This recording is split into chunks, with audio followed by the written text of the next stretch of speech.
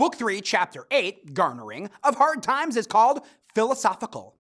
Mr. Gradgrind attempts to appeal to Bitzer's better nature and allow them to proceed with their plan for Tom, but Bitzer's fixed, facts-based education convinces him it would be impractical to let Tom go.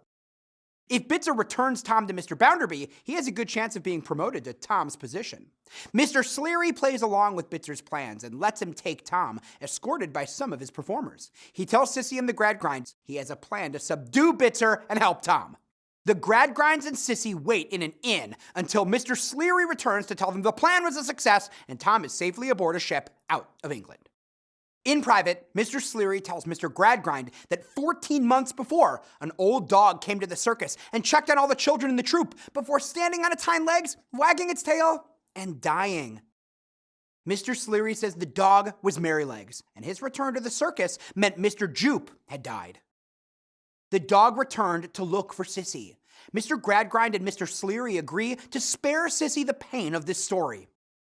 Mr. Sleary then bids them all farewell and hopes Mr. Gradgrind will think better of performers in the future because entertainment, after all, is a valuable service to people.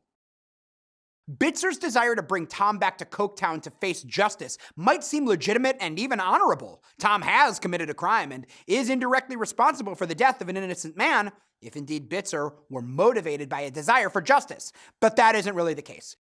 Bitzer only wants to return Tom so Mr. Bounderby will give him Tom's job at the bank. Bitzer, like Tom, is operating from pure self-interest, so he's unable to occupy the moral high ground. Mr. Sleary's story about Merrylegs, the dog, concludes the last mystery of Hard Times by revealing whether or not Sissy's father will ever come back to her. Sadly, he won't.